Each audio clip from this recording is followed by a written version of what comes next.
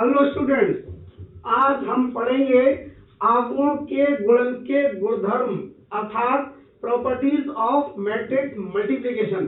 देखिए, ये तो हम जान चुके हैं कि दो अवयवों की गुणा कैसे होती है। दो अवयवों की गुणा केवल और केवल तभी होती है जब अवयव ए में स्तंभों की संख्या और अवयव बी में पंक्तियों की संख्या समान हो अर्थात बराबर हो, तभी गुणा होगी, अन्यथा उनकी गुणा होगी ही नहीं। तो सबसे पहली प्रॉपर्टी, सबसे पहला गुण ये है अवयवों के गुणन का कि अवयवों का गुणन क्रम विनिमय नियम का पालन नहीं करता है। तो क्रम विनिमय नियम है क्या जिसका ये पालन नहीं करता है? क्रम विनिमय नियम ये होता है कि a b equal to b a. मान लो कि ए और बी कोई दो अवयव हैं, तो अगर हम उनकी ए पहले ए बाद में भी रखें या पहले बी बाद में रखें और दोनों ही बराबर आए, तब तो हम ये कहेंगे कि क्रम विनिमय नियम का पालन करता है। और अगर ये बराबर नहीं आए तो तब हम कहेंगे कि ये क्रम विनिमय नियम का पालन नहीं करता है। तो समझते हैं क्यों नहीं करता है। देखिए, मान लो कि ए और बी दो मैट्रिक्स हैं तुम्हारी, जिनकी गुणा तुम्हें करनी है। मान लो कि ए का जो क्रम है वो 2 गुणा 3 है और बी का जो क्रम है वो 3 गुणा 4 है। तो इनकी गुणा तो हो जाएगी। क्यों हो जाएगी बताओ? इसलिए हो जाएगी कि अगर बीच की दोनों चीजें समान है, अर्थात अवयव ए में स्तंभों की संख्या और अवयव बी में पंक्तियों की संख्या दोनों समान है। अब गुणा होकर जो नई मैट्रिक्स मिलेगी हमें, उसका जो क्रम होगा वो क्रम होगा 2/4, ये 2/4, ये जो बचे बीच के छोड़ के, ये उसका क्रम होगा। अब आप देखिए बी ए, अगर मैं इन्हीं को पलट दूं, बी ए करूं, तो बी का क्रम है हमारा 3 गुणा 4 और ए का क्रम है हमारा 2 गुणा 3। क्या ये गुणा होगी? ये तो गुणा ही संभव नहीं है। तो आप ये कह सकते हैं कि इस स्थिति में ए बी का अस्तित्व तो है लेकिन बी ए का तो अस्तित्व ही नहीं है, अर्थात बी की ए से गुणा नहीं हो सकती। क्योंकि बीच की दोनों चीजें समान नहीं है, अर्थात बी में स्तंभों की संख्या और ए में पंक्तियों की संख्या बराबर नहीं है, इसलिए बी ए निकलेगा ही नहीं। तो बराबर कैसे हो जाएगी? तो इस स्थिति में हम कह सकते हैं कि क्रम विनिमय नियम का पालन नहीं करता है। क्या नहीं करता है? अवयवों को गुणन। ये तो रही पहली बात। पहली बात में हमने ये बात समझ ली कि अगर ए भी अस्तित्व में है तो जरूरी नहीं है कि बी ए भी अस्तित्व में हो।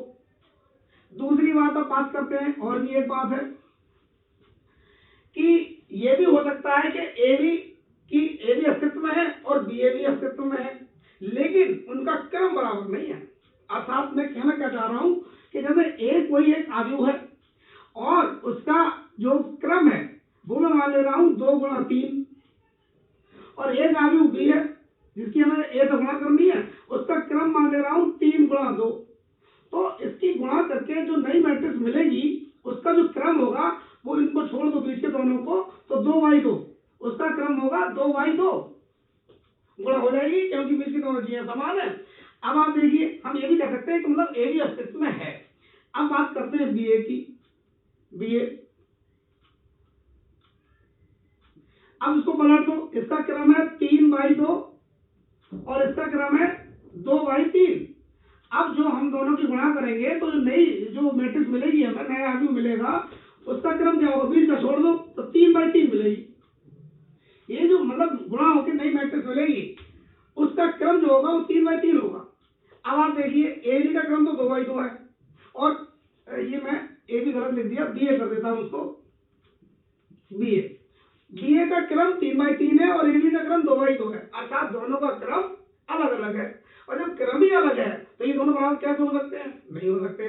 तो 2 बार आपने समझ लिया कि ये क्रम विनिमय नियम का पालन नहीं करता है। एक बात अभी आपको और बताता हूं, तीसरी क्या है? अभी आप देखना कि गुणा भी हो गई लेकिन क्रम समान नहीं है। अब मैं ऐसे उदाहरण लूंगा दो जिसमें क्रम भी समान और वो अस्तित्व में भी होंगे, दोनों का क्रम भी समान होगा, लेकिन फिर भी ए बी और बी ए बराबर नहीं होंगे। देखिए, मैं एक अवयव अपनी तरफ से कंसीडर कर रहा हूं, 0 1 2 3, इसका क्रम क्या है? 2/2। अर्थात इसमें 2 रो हैं और 2 ही कॉलम है, 2 पंक्तियां हैं और 2 ही स्तंभ है। एक और मैं ले रहा हूं बी 1 2 3 4, इसका क्रम क्या है 2x2, अर्थात इसमें भी 2 रो और 2 कॉलम है, अर्थात 2 पंक्तियां हैं और 2 स्तंभ है। अब इन दोनों की गुणा बहुत आसानी से आप कर सकते हो। देखो आप यहाँ पर ए और बी की गुणा करिए। ए लिखिए 0 1 2 3 और बी लिखिए 1 2 3 4। अब गुणा कैसे होती है, रो बाई कॉलम। गुणा का नियम है बहुत अच्छा, रो बाई कॉलम, अर्थात रो की गुणा कॉलम से होती है, अर्थात पंक्ति की गुणा स्तंभ से होगी। क्या से होगी, देखिए पहले हम क्या करते हैं, पहली रो की पहले कॉलम से गुणा करते हैं। मैं आपको यहां बता दे रहा हूं कि मैं क्या करूंगा, पहले रो की पहले कॉलम से करूंगा, R1 की C1 से, पहली रो की पहले कॉलम से। फिर मैं क्या करूंगा, R1 की C2 से, पहली रो की दूसरे कॉलम से करूंगा। फिर मैं क्या करूंगा, दूसरे रो की पहले कॉलम से करूंगा, और फिर मैं क्या करूंगा, दूसरे रो की दूसरे कॉलम से करूंगा। इस तरह से मैं अभी गुणा करके आपको दिखा रहा हूं, जो कि पिछली वीडियो में मैंने आपको बताया भी था। मैं अब आपको गुणा करके दिखा रहा हूं। देखिए 0 की 1 से गुणा करोगे तो क्या आएगा 0, चलो मैं लिख दे रहा हूं पहले, प्लस 1 की गुणा 3 से होगी, 1 गुणा 3, अर्थात पहले रो की पहले कॉलम से होगी। ये देखिए आपको ये बता दूं, ये क्षैतिज जो होती है वो हमारी पंक्ति होती है, अर्थात रो होती है, और ये जो ऊर्ध्वाधर अर्थात वर्टिकल ये कॉलम होता है, अर्थात ये स्तंभ होता है। तो रो की कॉलम से होगी, ये रो है और ये कॉलम है। अब रो की गुणा कॉलम से होगी तो पहले एलिमेंट की पहले से और दूसरे एलिमेंट की दूसरे से, और दोनों को जोड़ देंगे। ये नियम है गुणा करने का। अब हमने R1 की C1 से कर लिया, अर्थात पहले रो की पहले कॉलम से गुणा कर ली। अब हम क्या करेंगे, पहले रो की दूसरे कॉलम से करेंगे। देखो पहली रो तो नहीं रहेगी, कॉलम वाला हो जाएगा, तो ये हो जाएगा 0 गुणा 2 प्लस 1 गुणा 4। अब इसी तरह आप देखिए दूसरे रो की पहले कॉलम से करने वाले हैं हम, दूसरी रो हमारी ये है और पहला कॉलम हमारा ये है, तो कैसा करेंगे गुणा, पहले एलिमेंट के पहले एलिमेंट से, दूसरे एलिमेंट के दूसरे एलिमेंट से। चलो करते हैं, तो ये हो जाएगी 2 गुणा 1 प्लस 3 गुणा 3। अब क्या करेंगे, R2 की C2 से, अर्थात दूसरी रो की दूसरे स्तंभ से। चलो करो, तो ये हो जाएगा 2 गुणा 2 प्लस, ये दूसरी रो है और ये दूसरा कॉलम है, प्लस 3 गुणा 4, और ये हमारा हो जाएगा गुणा हो गए 0 प्लस 3, 0 प्लस 4, 2 प्लस 9 और 4 प्लस 12, अर्थात ये हो जाएगा 3 4 11 और 16। ये आ गया तुम्हारा ए। चलो आप बी ए भी निकाल के देख लेते हैं। बी ए यहां निकाल लेते हैं, चलो बी ए, तो बी हमारा है 1 2 3 4, और ए है हमारा 0 1 2 3। अच्छा आप ये भी समझ रहे होंगे कि जैसे पहले का क्रम हमारा 2x2 है और दूसरे का क्रम भी हमारा 2x2 है, और बीच की दोनों समान है, अर्थात गुणा तो हो जाएगी, और गुणा होकर जो नई मैट्रिक्स आएगी वो भी 2x2 की आएगी, और आप देखो ये 2x2 की आएगी, अर्थात 2 रो है और 2 कॉलम है। ठीक है, अब इसी तरह इसकी भी गुणा करते हैं, गुणा तो इसकी भी हो जाएगी क्योंकि दोनों का ही क्रम 2x2 है। तो पहले रो की पहले कॉलम से मैं थोड़ा टाइट कर दे रहा हूँ, 1 की 0 से करेंगे 0, और प्लस 2 की 2 से करेंगे अर्थात 4। अब पहले रो की दूसरे कॉलम से 1 की 1 से करेंगे 1, और प्लस 2 की 3 से करेंगे 6। अब दूसरे रो की पहले कॉलम से 3 की 0 से अर्थात 0, प्लस 4 की 2 से अर्थात 8। अब दूसरे रो की दूसरे कॉलम से 3 की 1 से अर्थात 3, प्लस 4 की 3 से अर्थात 12। तो ये हमारा हो जाएगा 4 7 8 15। ये है हमारे पास बी ए। अब आप देखो आपके पास बी ए है और आपके पास ए भी है, देख लो खुद क्या समान है दोनों। इसमें पहला अवयव है 3, इसमें है 4, इसमें है 4, इसमें है 7, इसमें है 11 16, इसमें है 8 15। क्या आपको ये समान दिख रहे हैं? बिल्कुल नहीं दिख रहे हैं। तो आप कह सकते हो कि ए बी बराबर नहीं है बी ए के, जबकि ए डी भी अस्तित्व में है। अस्तित्व का मतलब हम गुणा कर पाए ए बी की, बी ए भी अस्तित्व में है, अर्थात बी ए की हमने गुणा कर ली। दोनों का क्रम भी समान है, इसका क्रम भी 2x2 है और इसका क्रम भी 2x2 है। और बी ए नॉट इक्वल है। तो फाइनली हम ये बात कह सकते हैं कि आव्यूहों का गुणन क्रम विनिमय नियम का पालन नहीं करता है। तीन स्थिति हमारे सामने है। आप देखिए ए बी का अस्तित्व था लेकिन बी ए का नहीं था तो भी बराबर नहीं हुआ। फिर आप देखिए ए बी का अस्तित्व था और बी ए का भी अस्तित्व था लेकिन उनके क्रम अलग अलग थे तो भी बराबर नहीं हुआ। फिर तीसरी बात हमने देखा कि अस्तित्व भी दोनों के और अस्तित्व मतलब क्रम भी दोनों के बराबर, उसके बाद भी बराबर नहीं है। यानी किसी भी स्थिति में ए बी और बी ए बराबर नहीं होते हैं। तो ये हमारा पहला गुण हो गया हमारा। अब हम बात करते हैं दूसरे गुण की।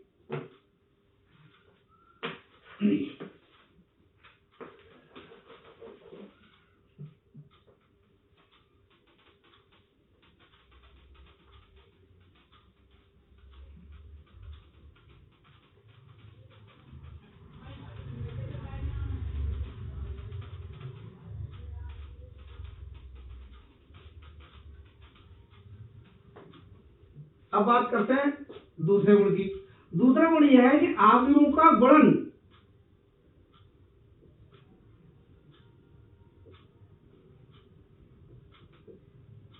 साहचर्य नियम का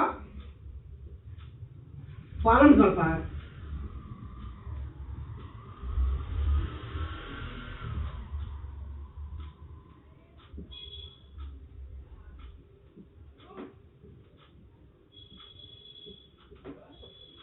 पहला नियम था कि क्रम विनिमय नियम का पालन नहीं करता है और दूसरा है साहचर्य नियम का पालन करता है।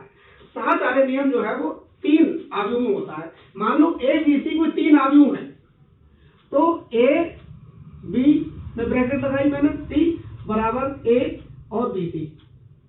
कहने का मतलब यह है कि अगर आपके पास तीन आव्यूह हैं और आप पहले ए बी की गुणा कर लो बाद में सी की करो, या फिर पहले बी सी की कर लो बाद में ए की करो, लेकिन ए को लेफ्ट में रखो बाईं तरफ, क्रम यही रहना चाहिए। तो इस स्थिति में हमें तो ये बराबर आएंगे लेकिन बशर्ते इनकी गुणा संभव हो। संभव का मतलब यह है कि ए बी निकालना मतलब ए बी अस्तित्व में हो और बी सी अस्तित्व में हो। अस्तित्व का मतलब यह है कि ए में नंबर ऑफ कॉलम अर्थात स्तंभों की संख्या और बी के पंक्तियों की संख्या समान हो तो गुणा होगी, और इसी तरह यहाँ पर बी में स्तंभों की संख्या और सी में पंक्तियों की संख्या समान होनी चाहिए तभी होंगे। तो अगर गुणा संभव है तो ये साहचर्य नियम का पालन करता है। तीसरे की बात करें, एक होता है डिस्ट्रीब्यूटिव लॉ, हिंदी में कहते हैं वितरण नियम। सही मायने में हम ये कहेंगे कि आव्यूहों का गुणन आव्यूहों का गुणन आव्यूहों के योग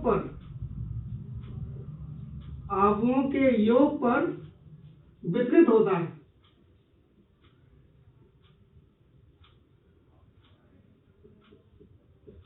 इस बात का क्या मतलब है कि आव्यूहों का गुणन आव्यूहों के योग पर वितरित होता है। इसका मतलब यह है कि तीन आव्यूह है तुम्हारे पास ए बी और सी, ए के अंदर गुणा कर लो अर्थात ये ए बी प्लस ए सी।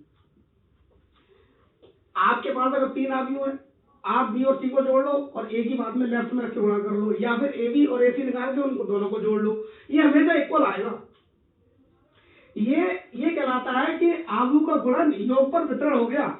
ये यहाँ गुणा है, यहाँ पर गुणा है और इसका वितरण हो गया योग पर, ए का वितरण हो गया योग पर, दोनों के साथ आ गया ये ए बाईं तरफ है तो इसे कहते हैं बायां वितरण नियम। इसे कहते हैं बायां वितरण नियम।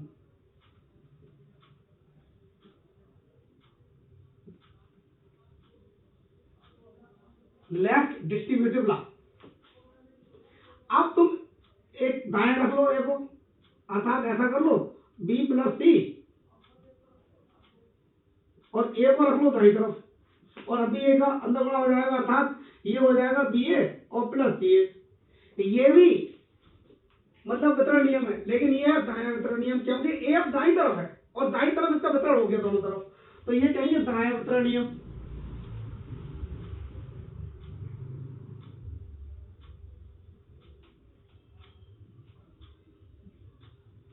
तो फिर ये दोनों ही वितरण नियम है अर्थात डिस्ट्रीब्यूटिव लॉ है, और आव्यूहों का गुणन अर्थात मैट्रिक्स मल्टीप्लिकेशन, आव्यूहों के गुणन मतलब अवयवों के ये वितरण नियम का पालन करता है। अब चौथे नंबर पे आते हैं।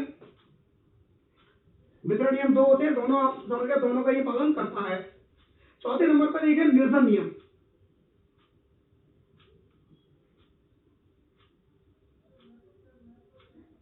निरसन नियम को इंग्लिश में कहते हैं कैंसिलेशन लॉ।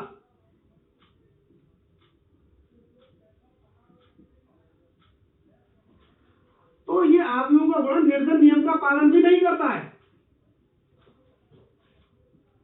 अवयवों का गुणन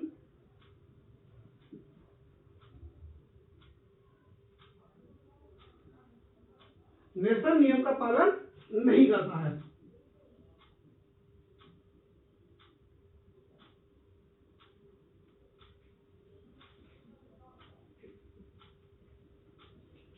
का पालन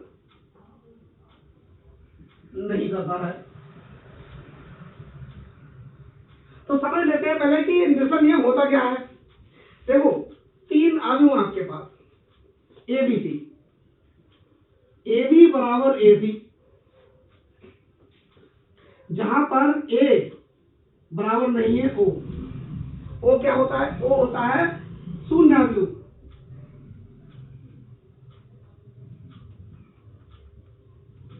अर्थात जीरो मैट्रिक्स। शून्य अवयव वो अवयव होता है जिसके सभी अवयव अर्थात सारे एलिमेंट जीरो हो, शून्य हो। अगर ए शून्य अवयव नहीं है, नॉट जीरो नॉट ओ, शून्य अवयव नहीं है और ए भी बराबर ए सी है, तो निरसन नियम तो ये कहता है कि बी बराबर सी होना चाहिए। निरसन नियम के अनुसार तो अगर ए बी बराबर ए सी है तो ए से ए काट दो तो बी बराबर सी होना चाहिए, लेकिन ऐसा होता नहीं है। अगर बी और सी बराबर नहीं है उसके बावजूद भी ए बी और ए सी बराबर आ जाते हैं, इसलिए हम कह सकते हैं कि अवयव का गुणन निरसन नियम का पालन नहीं करता है। ये चौथा नियम हो गया। चलिए अगला हम बात करते हैं पांचवें नंबर पे। मान लो ए कोई अवयव है और उसका क्रम m/n है। ए कोई अवयव है और उसका क्रम m/n है और आई तो आप जानते ही हो, इकाई अवयव। इकाई अवयव वो होता है जिसके विकर्ण के अवयव डायगोनल एलिमेंट 1 हो और बाकी सब 0 हो। जैसे मैं अगर आई लिखूं 3/3 का लिखता हूं 1 0 0 0 1 0 0 0 1, ये कहलाता है मुख्य विकर्ण। तो इसके विकर्ण के अवयव तो 1 हो, बाकी के सब 0 हो, तो इसको हम इकाई अवयव कहते हैं और इसका क्रम 3/3 है। इकाई अवयव हमेशा वर्ग अवयव होता है। वर्ग अवयव का मतलब ये होता है कि उसमें रो और कॉलम बराबर होते हैं, पंक्ति और स्तंभ बराबर होते हैं। देखिए आप 3 रो है और 3 कॉलम है। ये रो हॉरिजॉन्टल वाली 1 2 3 क्षैतिज, और ऊर्ध्वाधर अर्थात वर्टिकल ये कॉलम है 1 2 3 कॉलम है और 3 रो है। तो हम समझ गए कि आई क्या है और ए हमने कोई मान लिया है अपनी तरफ से कि ए कोई एक अवयव है जिसका क्रम m/n है और आई कोई एक इकाई अवयव है।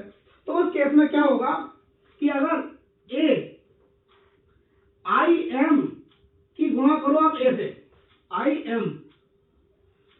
एम का मतलब है जैसे सपोज करो कि ए जो है वो जो है 3/2 का है, तो m का मतलब 3, तो यहाँ i3 होगा। तो i की जब आप a से गुणा करोगे तो a आएगा। i क्या है, इकाई अवयव। जैसे आप जानते हो 1 की गुणा किसी से करो, जैसे 1 की 5 से करो 5 मिलेगा, 1 की किसी से कर लो आप वही मिलेगा, 1 से कोई फर्क पड़ता ही नहीं गुणा करने का। इसी तरह i अर्थात इकाई अवयव कि किसी भी अवयव से गुणा करने पर उस अवयव को कोई फर्क नहीं पड़ेगा, वही रहेगा। अब दूसरी बात मैं आपको एक बात और बता दूं यहाँ पर कि अगर आप a की in से गुणा करो, इधर तो मैंने im इधर लिया है और उधर in इधर लिया है। क्यों करा है ऐसा मैंने इसलिए किया है, im का मतलब होता है m गुणा m और a का जो हमारा ऑर्डर है वो है m/n। इस केस में इसकी गुणा हो सकती है m/n im, ये नहीं होगी गुणा। अर्थात मैं यहाँ पर थोड़ा चेंज कर दे रहा हूँ और यहाँ पर मैं कर रहा हूँ AIM, आई ए तो है तो IM और यह है MIN, ठीक है। यहाँ पर I जो है वो होगा M/M, I का क्रम, और A का क्रम है हमारा M/N, अर्थात M/M, मतलब दोनों समान होते हैं इसमें। मैं बार बार ये गलती कर रहा था, M/N लिख लेना था, लेकिन I का मतलब वर्ग आव्यूह, उसमें दोनों समान होते हैं, अर्थात M/M, IM का मतलब M/M, इसमें दोनों चीजें बीच की सेम है, इनकी गुणा हो जाएगी। इसी तरह आप यहाँ देखिए, यहाँ पर A मैंने लिखा है A का क्रम हमने माना है M/N, और IM का मतलब है N/N, इसमें बीच की दोनों चीजें समान है, यहाँ भी गुणा हो सकती है। तो इस स्थिति में चाहे IM की गुणा A से करें हम, और चाहे A की गुणा IM से करें, मतलब कहने का यह है कि I को अगर बाईं तरफ लेंगे तो I का ऑर्डर M/M होना चाहिए, और अगर I को हम दाईं तरफ रखेंगे तो I का ऑर्डर N/N होना चाहिए। इन दोनों स्थितियों में अगर हम गुणा करेंगे तो हम आगे को कोई फर्क नहीं पड़ेगा, वही आएगा A। तो ये हो गया हमारा पांचवा नियम कि IM A और A बराबर A होगा, और या A बराबर इंटू IN होगा, क्यों? जबकि A का क्रम M/N है। ये हो गई हमारी पांचवी प्रॉपर्टी। अब और देखते हैं, और भी है प्रॉपर्टी इसकी अभी।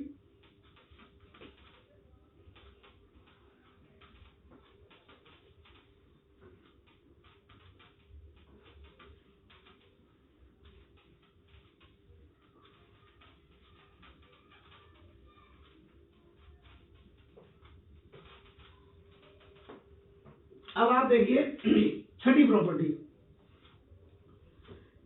छठी प्रॉपर्टी ये है कि अगर आप A की गुणा O से करो, A तो कोई भी आव्यूह है और O शून्य आव्यूह, ऐसा आव्यूह जिसका प्रत्येक अवयव 0 है, तो आपको O ही मिलेगा। गुणा करने के लिए आपको ध्यान रखना पड़ेगा, अगर A का मान लो जो क्रम है वो M/N है और A का क्रम है N/P, तो बीच की दोनों चीजें सेम है, गुणा तो हो जाएगी, और जो O आएगा उसका क्रम होगा M/P। कहने का मतलब यह है कि किसी भी आव्यूह की गुणा अगर शून्य आव्यूह से हो सकती है तो गुणा करके हमेशा O अर्थात शून्य आव्यूह ही मिलेगा। इसको आप ऐसे भी समझ सकते हो कि अगर O की गुणा A से करो, अर्थात O का मतलब जो है कि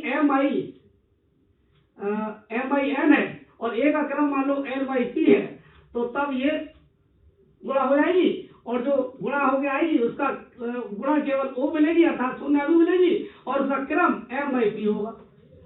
मतलब चाहे तो O को दाईं तरफ रखो, चाहे तो O को बाईं तरफ रखो, लेकिन गुणा में तुम्हें O ही मिलेगा, अर्थात शून्य आव्यूह मिलेगा। शून्य आव्यूह की गुणा किसी भी आव्यूह से करोगे तो शून्य आव्यूह मिलेगा, चाहे शून्य आव्यूह बाईं तरफ हो चाहे शून्य आव्यूह दाईं तरफ हो, बशर्ते उनकी गुणा अस्तित्व में हो, अर्थात A में मतलब स्तंभों की संख्या और O में पंक्तियों की संख्या समान हो, ऐसे ही इधर। तो ये प्रॉपर्टी होगी छठी। अब बात करते हैं सातवीं प्रॉपर्टी की। सातवीं प्रॉपर्टी ये है कि मान लो कि यदि A शून्य आव्यूह नहीं है और B शून्य आव्यूह नहीं है, और उसके बावजूद ये हो सकता है कि A भी शून्य आव्यूह हो, और यह भी हो सकता है कि BA शून्य आव्यूह ना हो। अगर A और B दोनों शून्य आव्यूह नहीं है तो ये संभव है कि उन दोनों की गुणा शून्य आव्यूह हो, A भी तो शून्य हो लेकिन B शून्य ना हो। इसके अलावा एक बात यहाँ पर और भी हो सकती है कि यदि A शून्य आव्यूह नहीं है, B शून्य आव्यूह नहीं है, उस समय AB और BA दोनों शून्य आव्यूह हो सकती हैं। मतलब दोनों स्थितियां हैं यहाँ पर। AB तो दोनों केस शून्य आव्यूह मिलेगा, लेकिन BA नहीं भी हो सकता है और हो भी सकता है। एक प्रॉपर्टी है। आठवीं और लास्ट प्रॉपर्टी क्या है कि अगर A की पावर 1 का मतलब A, मतलब ये घातांक से रिलेटेड है सभी, पहली बात। दूसरी बात, A की पावर n+1 का मतलब है A की पावर n इंटू A। इनकी A की पावर n+1 या ये बराबर होंगे, जहां पर n क्या है, जहां पर n बिलोंग्स टू n। ये क्या बना दिया मैंने, ये चिन्ह होता है बिलोंग्स टू का।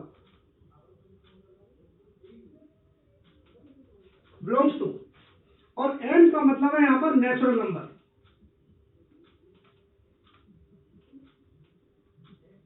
नेचुरल नंबर का मतलब होता है प्राकृतिक संख्या।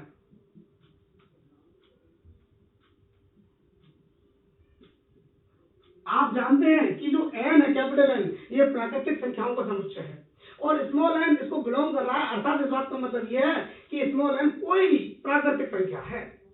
तो ये बताने का यहाँ पर चाहे तो आप शब्दों में लिख दो कि जहाँ n कोई प्राकृतिक संख्या है, और आप जानते हैं प्राकृतिक संख्या हमेशा हमेशा धनात्मक होती है। तो हम इसको ऐसे भी कह सकते हैं कि n कोई धनात्मक पूर्णांक है, और ये भी कह सकते हैं कि ये प्राकृतिक संख्या है। तो ये हमेशा इक्वल होगा। और तीसरी बात यहाँ पर ये होगी कि a की घात m प्लस n बराबर होगा a की घात m और a की घात n, ये बराबर आएंगे हमेशा, जहां m और n दोनों ही प्राकृतिक संख्या हैं।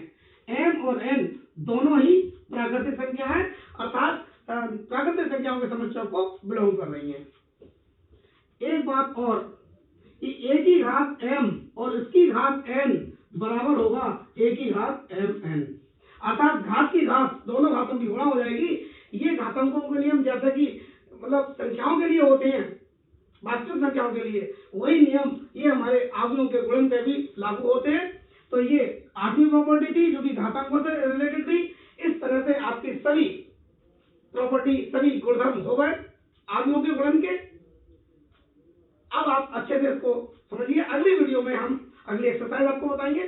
Thank you very much. अगर आपको हमारी वीडियो पसंद आई हो, मतलब हमारा मेथड ऑफ टीचिंग अगर आपको समझ में आ रहा है, अच्छा लग रहा है, तो आप जरूर हमारी वीडियो यूट्यूब पर हमें सब्सक्राइब करिए हमारे चैनल को, और बेल आइकन भी दबाइए। और अगर कोई बात समझ में नहीं आई तो आप कमेंट भी कर सकते हैं, पूछ भी सकते हैं, और कमेंट भी जरूर करिए आप। Thank you very much.